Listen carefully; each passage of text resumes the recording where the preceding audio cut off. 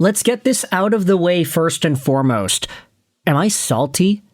Hell yeah, I'm salty. What do you think? I'm a Vancouver Canucks fan who was expecting the Vancouver Canucks to get something to be happy for during yesterday's NHL Draft lottery. But no, the Canucks didn't win number 1, they didn't win number 2, they dropped to number 3, which I'll admit, I was kind of expecting.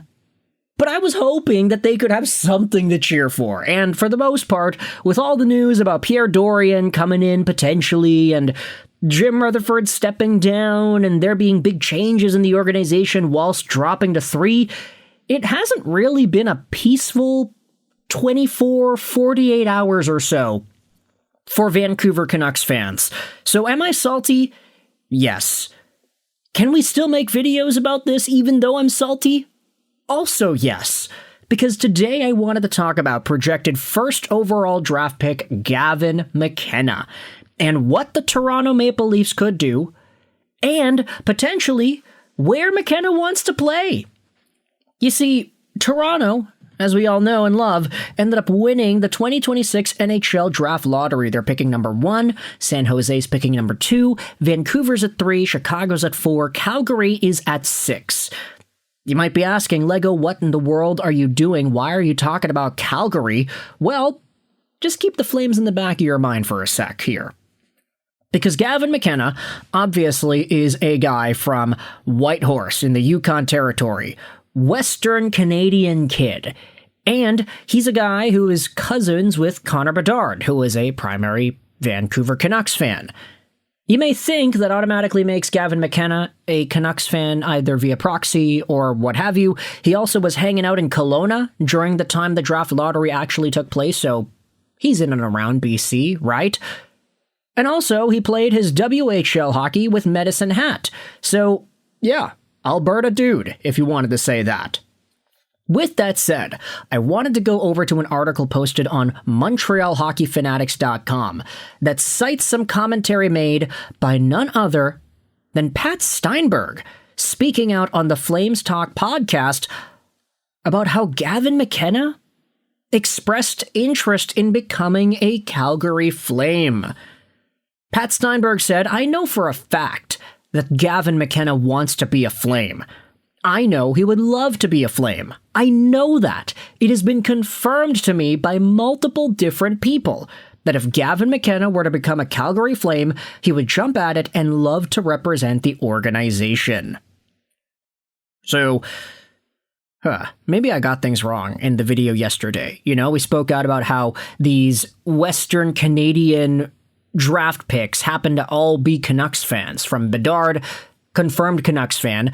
McKenna, we assumed he was because of the proxy, but I guess he's a Flames guy instead. But that doesn't dissuade the fact that Macklin Celebrini is a Canucks fan. And you have Landon DuPont, the first overall pick next year, who's also a Canucks fan. All these guys are gosh darn Canucks fans. Gavin McKenna, potentially a Calgary Flames fan instead. And while I'm not going to sit here and definitively suggest that Toronto could be passing up on McKenna or that Calgary could be making a move for the first overall pick, while I'm not necessarily saying that's the case here, what I wanted to use this talking point for was an opportunity to just dissect what these alternate realities could have looked like. Because Gavin McKenna going over to Calgary, I mean, I would assume the guy would have had a really positive and excited reaction to the draft lottery had that gone down. The Flames actually had a higher chance at drafting first overall than the Toronto Maple Leafs did.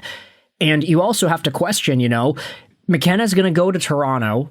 Let's not debate about that. But if he does go to Toronto, what in the world does a Gavin McKenna and Craig Berube relationship look like? Is Craig Berube going to give this guy the respect that he deserves when playing him in the NHL next season? I'm just assuming that McKenna is going to become an NHL player. I mean, 51 points in 35 NCAA games is pretty all right, and he was a double point per game player at the World Juniors. I think it's a fair assumption that McKenna plays in the NHL to start out next season.